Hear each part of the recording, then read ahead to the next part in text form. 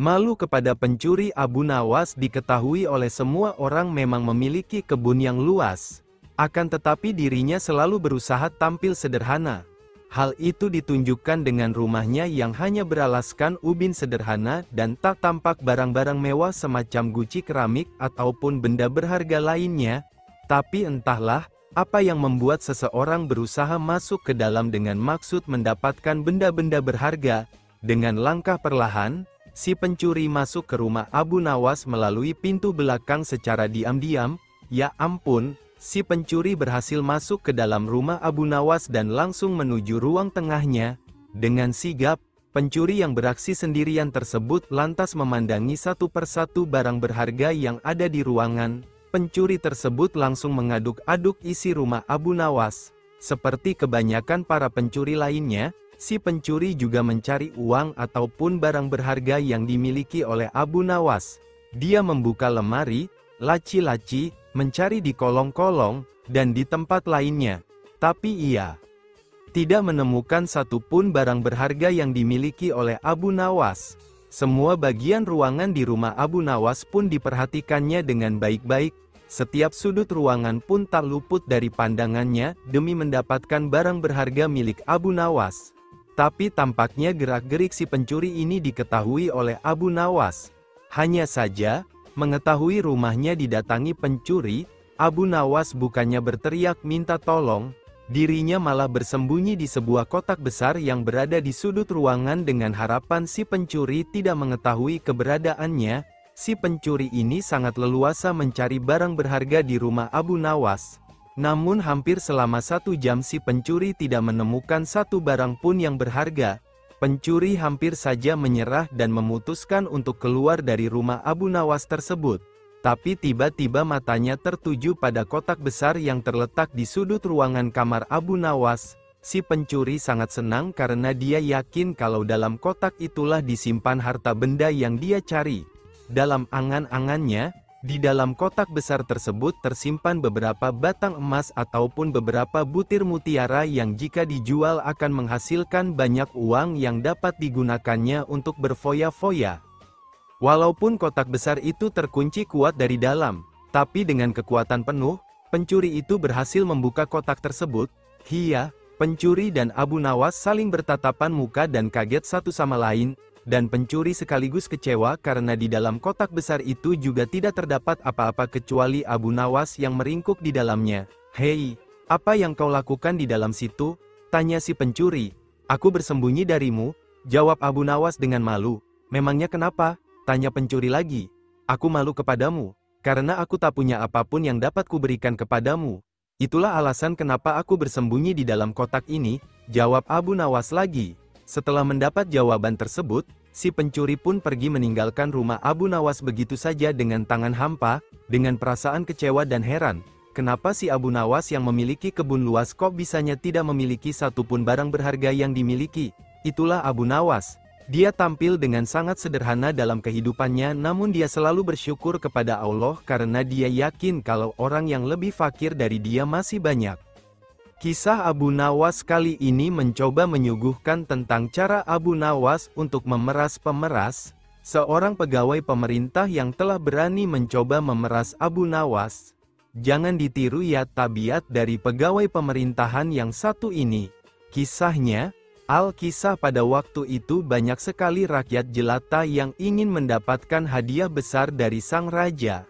Karena sudah menjadi aturan kerajaan, bagi siapa saja yang bisa membawakan berita bagus untuk raja, maka ia akan mendapat hadiah yang sangat besar. Tentu saja haruslah Baginda senang mendengarannya. Kalau tidak, pancung hukumannya. Dari itu, tidak semua orang berani begitu saja menghadap dan menyampaikan berita hangat kepada Baginda. Haha, ini si Abu Nawas sukanya mencari uang untuk dibagikan kaum fakir miskin. Mulai tergerak hatinya karena tetangga sebelah rumah banyak yang fakir dengan gaji pas-pasan lagi. Memang Abu Nawas ini terkenal sebagai manusia dengan segudang ide. Dia bermaksud ke istana untuk menyampaikan sebuah berita yang amat menarik. Abu Nawas yakin kalau yang akan disampaikannya pasti akan membuat Baginda girang. Karena berita ini jarang diketahui orang, di suatu pagi yang cerah, Abu Nawas berangkat sendirian menuju istana. Tetapi semuanya tidak seperti yang dibayangkan semula karena ia harus berhadapan dengan pengawal, penjaga pintu gerbang istana. Penjaga itu yakin bahwa Abu Nawas adalah orang yang sangat cerdik, bahkan paling cerdik di negerinya. Dari itu, tidak mungkinlah Abu Nawas gagal untuk menyenangkan hati Baginda. Gumam si penjaga gerbang. Penjaga itu berlagak acuh tak acuh berkata kepada Abu Nawas, "Wahai Abu Nawas, engkau akan aku izinkan masuk, asalkan engkau berjanji terlebih dahulu kepadaku." Kata penjaga pintu gerbang itu, "Janji apa?" Abu Nawas pura-pura tak tahu. "Engkau harus berjanji kepadaku bahwa apapun hadiah yang engkau terima harus dibagi sama rata denganku," kata penjaga pintu gerbang istana. "Baiklah," kata Abu Nawas jengkel. Setelah Abu Nawas menjanjikan separuh hadiah yang akan diterimanya dari Baginda, barulah penjaga itu mengizinkan Abu Nawas masuk. Kejengkelan Abu Nawas terhadap penjaga gerbang yang nakal ini berubah menjadi dendam yang berkobar-kobar. Akhirnya Abu Nawas mempunyai ide untuk memberikan pelajaran berharga buat pengawal, penjaga pintu gerbang istana itu. Setelah masuk istana, Baginda Raja Harun al-Rasyid merasa sangat senang. Rasa senang ini sampai ke lubuk hatinya yang paling dalam. Setelah Abu Nawas menyampaikan berita yang amat langka dan jarang diketahui oleh manusia, Baginda pun merasa sangat senang dan puas. Baginda merasa belum pernah mendengarnya, hingga seolah-olah ia telah menjadi orang yang paling beruntung di dunia. "Wahai Abu Nawas, kali ini tentukanlah sendiri hadiah yang engkau inginkan," kata Baginda. "Terima kasih, Paduka junjungan hamba. Bila diperkenankan memilih hadiah, maka hamba meminta 100 cambukan," jawab Abu Nawas. Tentu saja Baginda bertanya-tanya dalam hati, merasa kaget dan heran. Tetapi Baginda yakin bahwa Abu Nawas pasti mempunyai maksud tertentu di balik itu. Dari itu, Baginda memanggil algojo kerajaan dan berpesan jangan terlalu keras kalau mencambuk Abu Nawas. Algojo sudah siap dengan cambuk di tangan. Tak mengherankan jika pengawal itu hampir pingsan terkena lecutan keras itu. Abu Nawas merasa sangat senang berbagi lecutan dengan pengawal ini.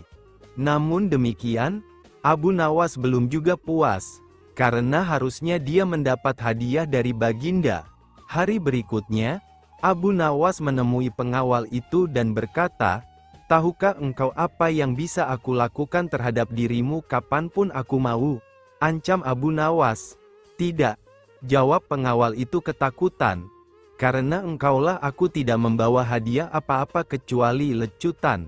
Kalau engkau tidak mau mengganti hadiah yang mestinya aku terima, maka aku akan mengadukan kepada Baginda," kata Abu Nawas yang mengetahui kalau pengawal ini suka terima suap juga dari orang lain. Karena takut, maka pengawal itu bersedia menjual ladang hasil kecurangannya di masa lalu. Dan selanjutnya ia memohon kepada Abu Nawas agar tidak mencelakakan dirinya lagi. Abu Nawas pun setuju. Akhirnya, dengan dari hasil penjualan ladang milik pengawal, uangnya dibagikan kepada yang membutuhkan, terutama tetangganya yang miskin tadi.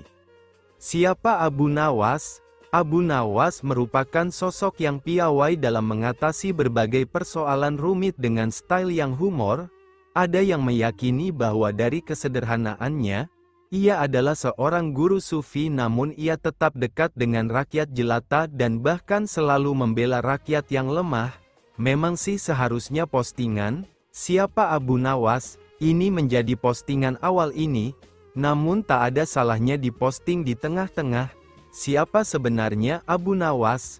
Abu Nawas memang pernah hidup di dunia ini. Namun entahlah kalau style humor dan cerita kecerdikan yang beliau lakukan, hingga saat ini kisah Abu Nawas memang tak ada matinya. Banyak penulis yang menceritakan dongeng baru mengenai Abu Nawas secara Islami. Yang jelas, Kita ambil segala sesuatu yang baik untuk kita jadikan teladan dan yang buruk kita buang jauh-jauh tentang cerita Abu Nawas ini. Abu Nawas ini adalah orang Persia yang dilahirkan pada tahun 750 Masehi di Ahwas. Beliau meninggal dunia pada tahun 819 Masehi di kota Baghdad. Setelah dewasa ia belajar ilmu agama, bahasa Arab dan bergaul dengan orang Baduy padang pasir. Karena pergaulannya itu, ia pandai berbahasa Arab dan adat istiadat serta kegemaran orang Arab. La juga pandai bersyair, berpantun dan menyanyi. La sempat pulang ke negerinya, namun pergi lagi ke Baghdad bersama ayahandanya dan keduanya menghambakan diri kepada Sultan Harun al-Rasyid, Raja Baghdad pada saat itu. Bapaknya Abu Nawas, bernama Maulana, bekerja di kerajaan Baghdad sebagai kadi. Kadi Maulana panggilan ayahandanya. Memang kedua tokoh ini tak bisa dipisahkan karena selalu saja menarik untuk disimak kisah-kisahnya yang menghibur hati. Itulah sekelumit tentang siapa Abu Nawas sebenarnya, tentang cerita, kisah, dongeng yang terbaca di sini bukanlah kisah yang sebenarnya. Walaupun mungkin ada yang mirip dengan kejadian yang asli dialami oleh Abu Nawas sendiri. Mari kita ambil hikmahnya saja akan lebih baik untuk kita semua daripada mencari kambing hitam. Maaf untuk semua bila mana ada kesalahan. Wallahu a'lam.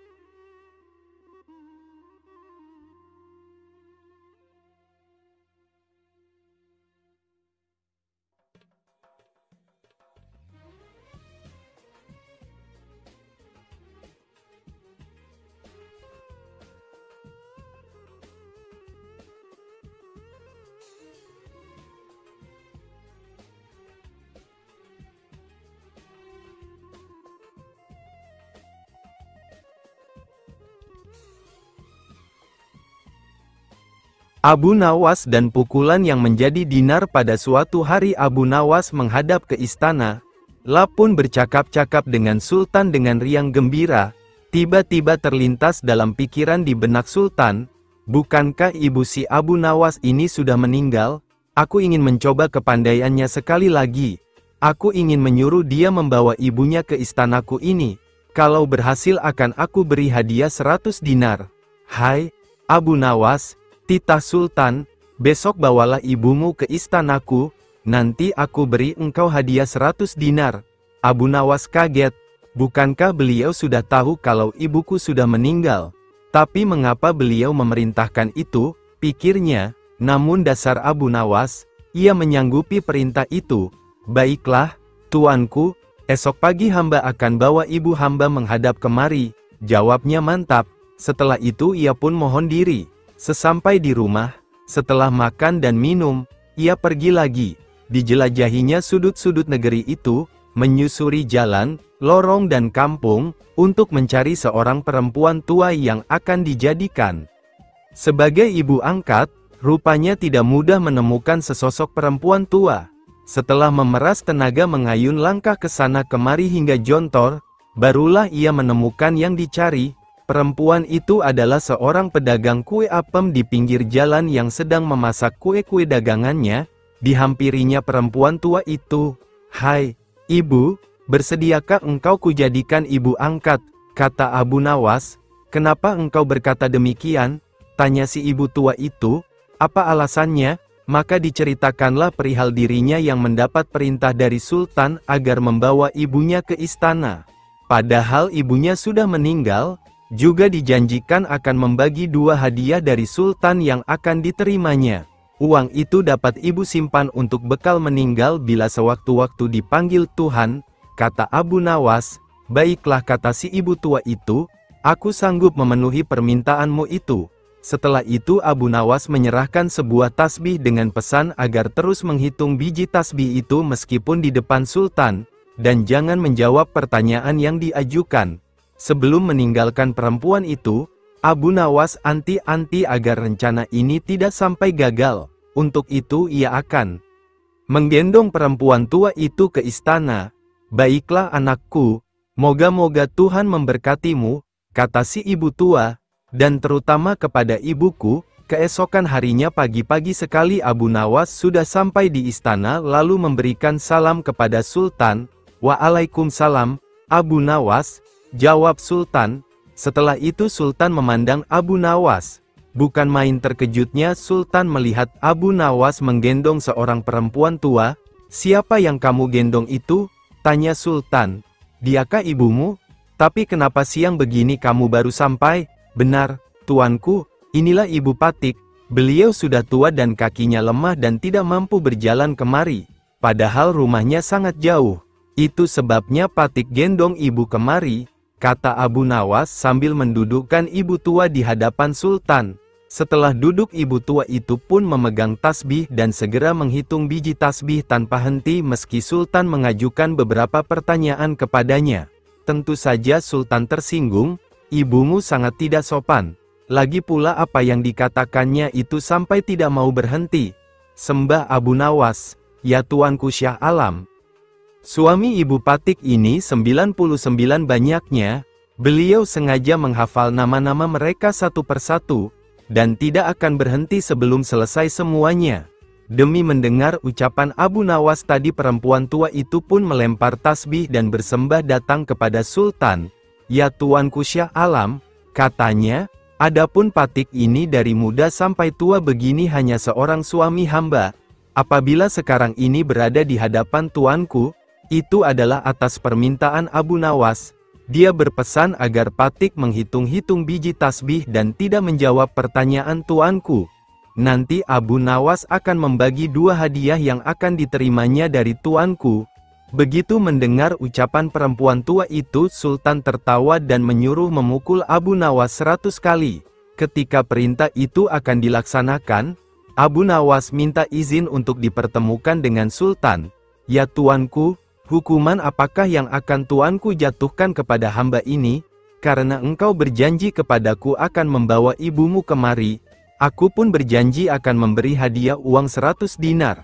Tapi karena kamu tidak bisa memenuhi janjimu, dapatlah engkau 100 kali pukulanku, kata Sultan. Ya tuanku, Syah Alam, kata Abu Nawas.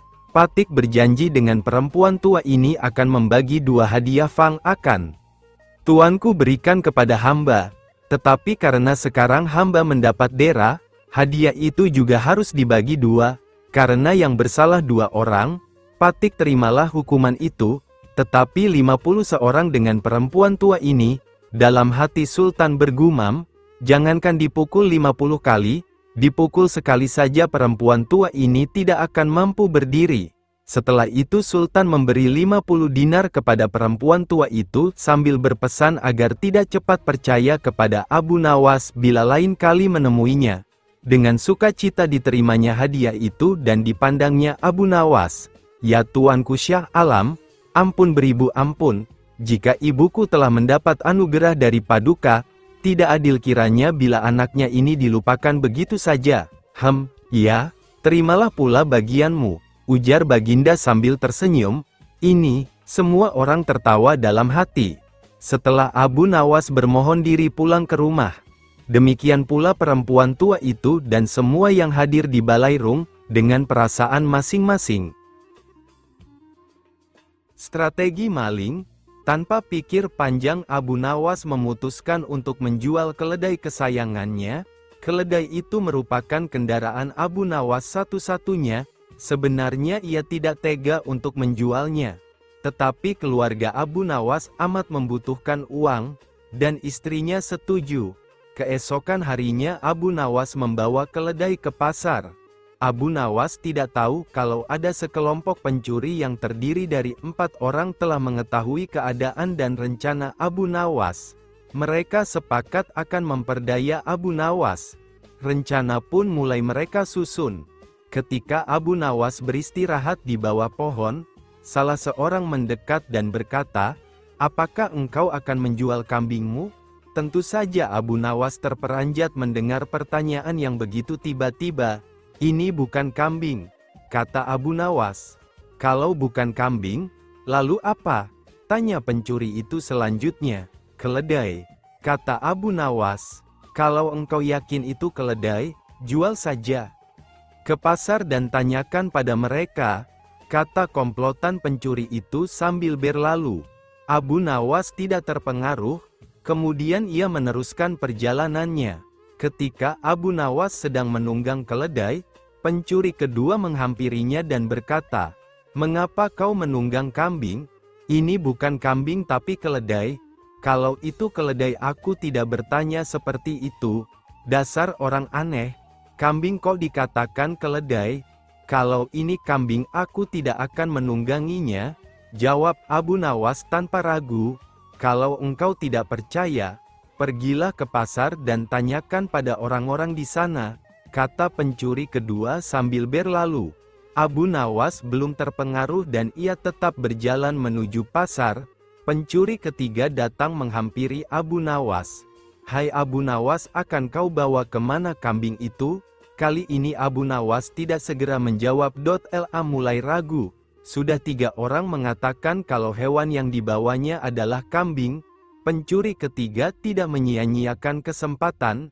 La makin merecoki otak Abu Nawas.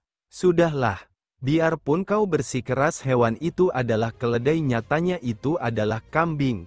Kambing, kambing." Abu Nawas berhenti sejenak untuk beristirahat di bawah pohon. Pencuri keempat melaksanakan strategi busuknya. La duduk di samping Abu Nawas dan mengajak tokoh cerdik ini untuk berbincang-bincang. "Aha, bagus sekali kambingmu ini." Pencuri keempat membuka percakapan. "Kau juga yakin ini kambing?" tanya Abu Nawas. "Loh, ya jelas sekali kalau hewan ini adalah kambing. Kalau boleh aku ingin membelinya. Berapa kau mau membayarnya?" 3 dirham. Abu Nawas setuju. Setelah menerima uang dari pencuri keempat, kemudian Abu Nawas langsung pulang. Setiba di rumah, Abu Nawas dimarahi istrinya. "Jadi keledai itu hanya engkau jual 3 dirham lantaran mereka mengatakan bahwa keledai itu kambing?" Abu Nawas tidak bisa menjawab. La hanya mendengarkan ocehan istrinya dengan setia sambil menahan rasa dongkol. Kini ia baru menyadari kalau sudah diperdayai oleh komplotan pencuri yang menggoyahkan akal sehatnya. Abu Nawas merencanakan sesuatu. La pergi ke hutan mencari sebatang kayu untuk dijadikan sebuah tongkat yang nantinya bisa menghasilkan uang. Rencana Abu Nawas ternyata berjalan lancar. Hampir semua orang membicarakan keajaiban tongkat Abu Nawas. Berita ini juga terdengar oleh para pencuri yang telah menipu Abu Nawas. Mereka langsung tertarik. Bahkan mereka melihat sendiri ketika Abu Nawas membeli barang atau makan tanpa membayar, tetapi hanya dengan mengacungkan tongkatnya. Mereka berpikir kalau tongkat itu bisa dibeli, maka tentu mereka akan kaya karena hanya dengan mengacungkan tongkat itu mereka akan mendapatkan apa yang mereka inginkan. Akhirnya mereka mendekati Abu Nawas dan berkata, "Apakah tongkatmu akan dijual?" "Tidak," jawab Abu Nawas dengan cuek.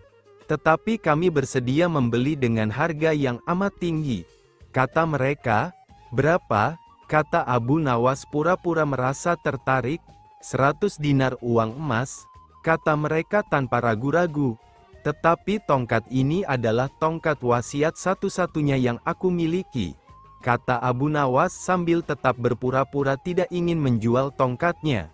"Dengan uang 100 dinar engkau sudah bisa hidup enak," kata mereka makin penasaran. Abu Nawas diam beberapa saat, sepertinya merasa keberatan sekali. "Baiklah kalau begitu," kata Abu Nawas kemudian sambil menyerahkan tongkatnya. Setelah menerima 100 dinar uang emas, Abu Nawas segera melesat pulang. Para pencuri itu segera mencari warung terdekat untuk membuktikan keajaiban tongkat yang baru mereka beli. Seusai makan mereka mengacungkan tongkat itu kepada pemilik kedai. Tentu saja pemilik kedai marah. "Apa maksudmu mengacungkan tongkat itu padaku? Bukankah Abu Nawas juga mengacungkan tongkat ini dan engkau membebaskannya?" tanya para pencuri itu. "Benar. Tetapi engkau harus tahu bahwa Abu Nawas menitipkan sejumlah uang kepadaku sebelum makan di sini." "Gila. Ternyata kita tidak mendapat keuntungan sama sekali menipu Abu Nawas. Kita malah rugi besar," umpat para pencuri dengan rasa dongkol. Panah pembawa rezeki, Abu Nawas memang cerdik, meskipun tak mempunyai kemampuan untuk melaksanakan titah sang raja, namun dia selalu berhasil melaksanakan tugasnya. Dan hadiah selalu menanti, sungguh rezeki yang tak disangka. Suatu ketika Abu Nawas diundang oleh Raja Harun ar-Rasyid untuk makan bersama. Maka berangkatlah para pengawal kerajaan untuk menjemput Abu Nawas di rumahnya. Tak berapa lama kemudian Abu Nawas telah sampai di istana dengan pakaian sederhana saja. Abu Nawas langsung diajak berbincang di sebuah pendapa dengan berbagai jamuan makanan lengkap dengan minuman yang segar. Melihat begitu banyaknya makanan, Abu Nawas pun sangat lahap menyantap makanan yang dihidangkan kepadanya.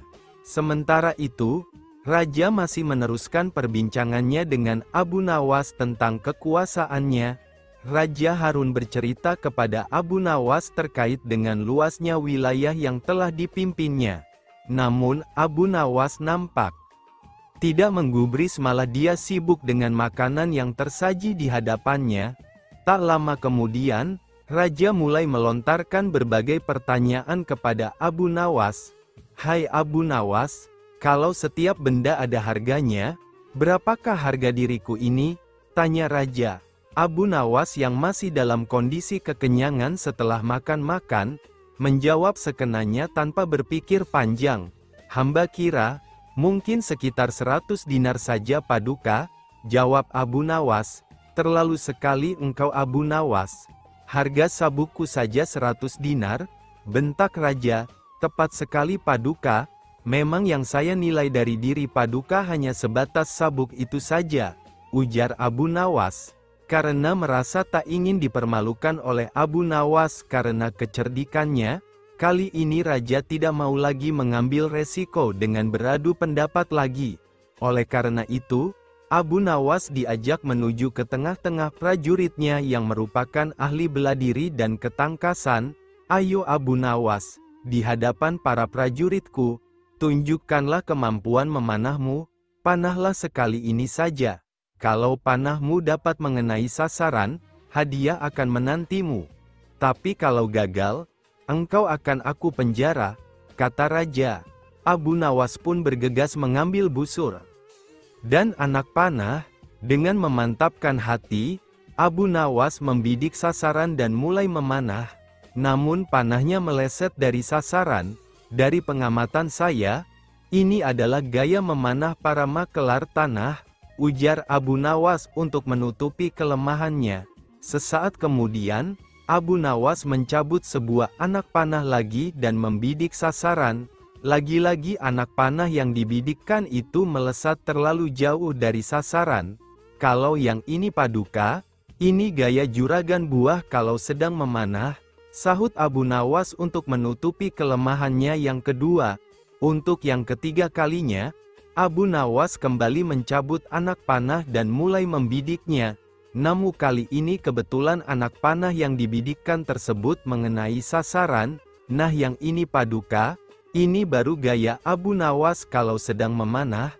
Saya pun menunggu hadiah yang Paduka janjikan," kata Abu Nawas dengan gembira.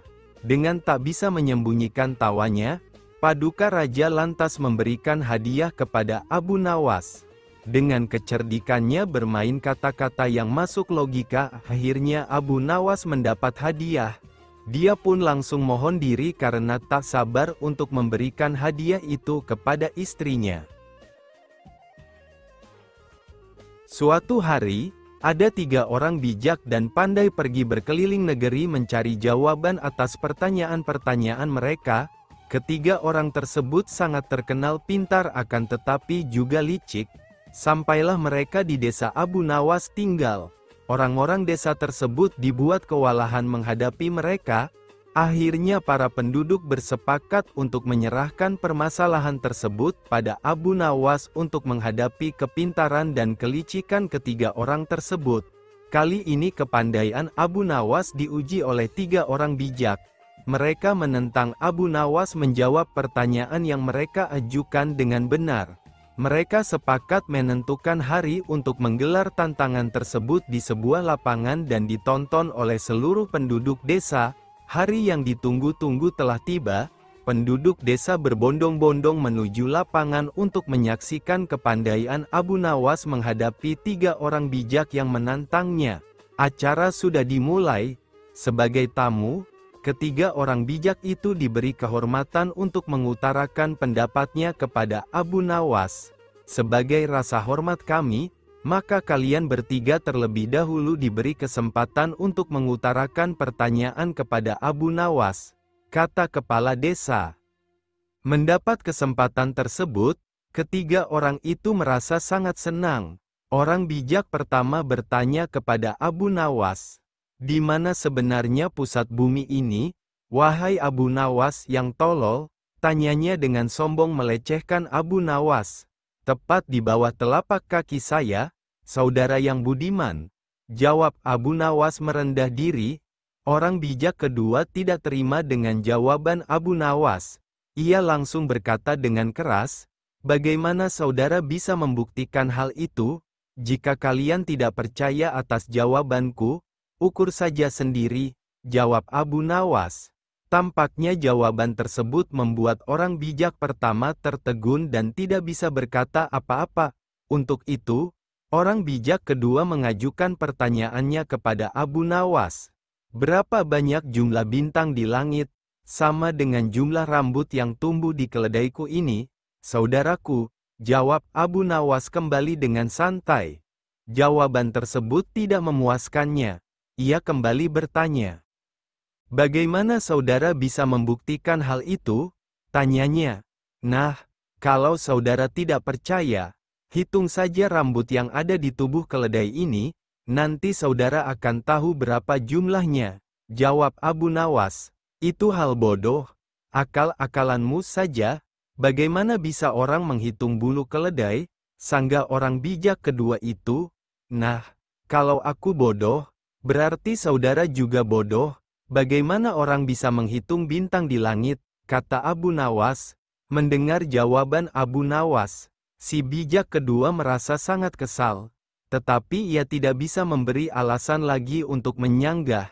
Sekarang giliran orang bijak ketiga yang merupakan paling bijak di antara yang lain. Ia tidak terlalu menyombongkan diri, berkata pada Abu Nawas, "Tampaknya saudara tahu banyak mengenai keledai.